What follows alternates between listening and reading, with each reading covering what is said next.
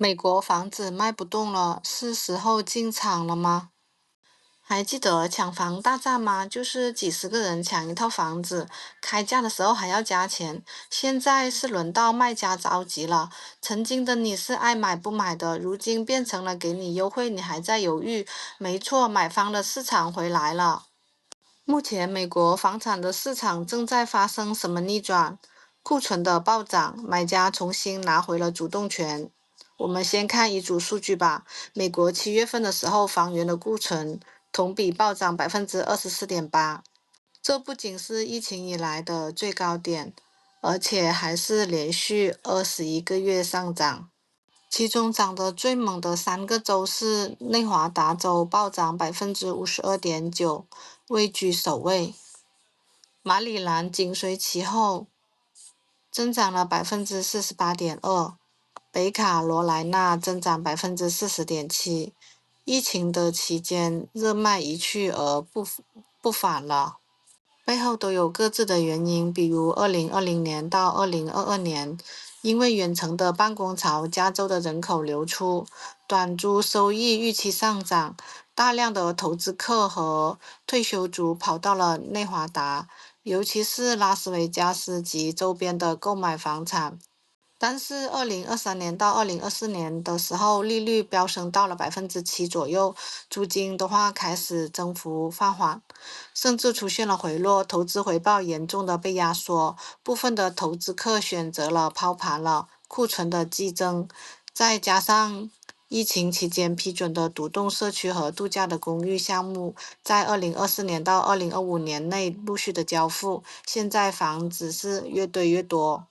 买房却在减少，库存再一次的被推到了新高，而马里兰的原因主要是靠近了华盛顿特区和巴尔的摩，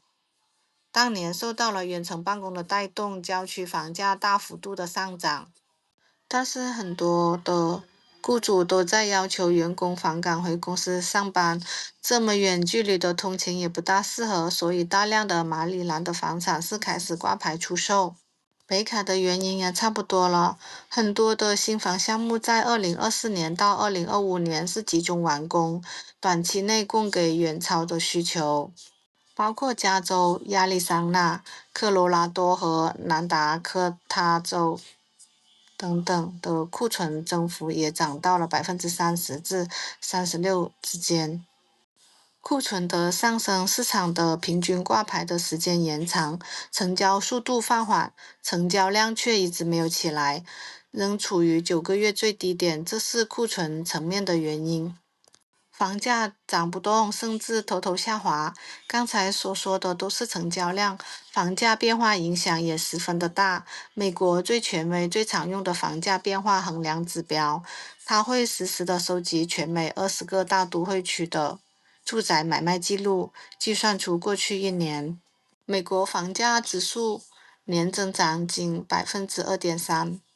而同期核心通胀率却有3.1%，换句话说，就是房价涨幅跑输给了通胀，所以说明房子的实际价值在缩水。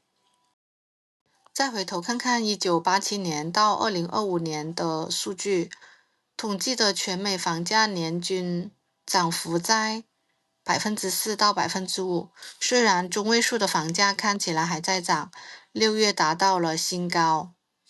，44.6766美金，但是实际上美国有75%的家庭收入无法承受这个中位数房价对应的月供还款额，更别提有多少人还有存款支付首付。是不是以为库存多了，年轻人就能买房了？这是大错特错的。首购族被挤出了市场，市场结构在变，首次购房者参与率从2010年的50%跌到了如今的24%。虽然库存的增加，但是的话，买家入场情绪却非常的低。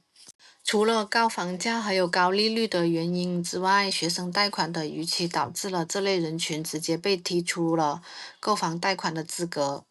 根据纽约联储的数据，截至2025年的第二季度，有10.2%即580万的学生贷款已经逾期90天以上，达到了严重的逾期。主要的原因就是因为疫情期间，美国政府实施了暂停学生贷款还款的政策，已经有3年多。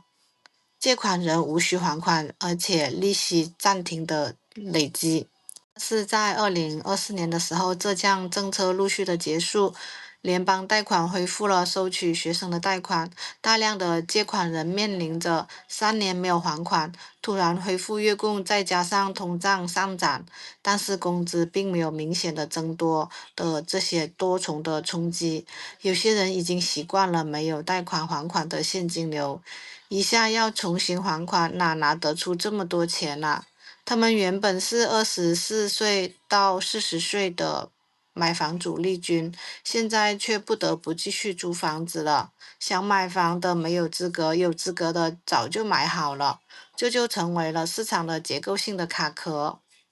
现实是很骨感的，年轻人、老人都在挣扎。现在全美的范围内，首次购房者比例跌到了历史的最低点，甚至在一些高房价的州，年轻人的处境是更难的。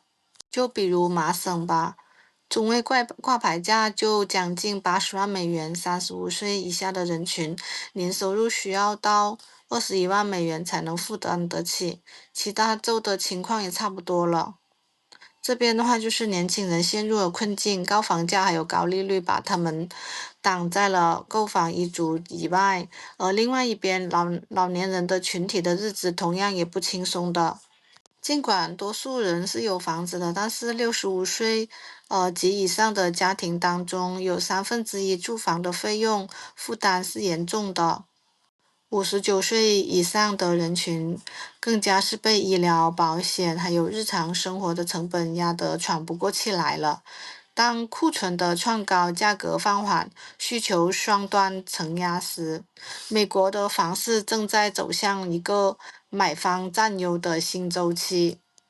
在这个买房市场的窗口，会选择立即入市捡便宜，还是继续观望呢？觉得未来市场还有回暖的，还是这种冷却将会成为常态？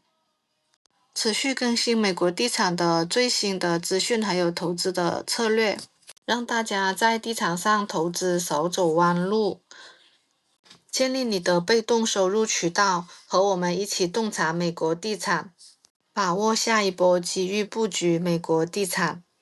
风险和回报永远成正比，这是美国基金资金结构的核心逻辑。如果大家喜欢我的视频，记得关注我，多谢大家的支持，请订阅。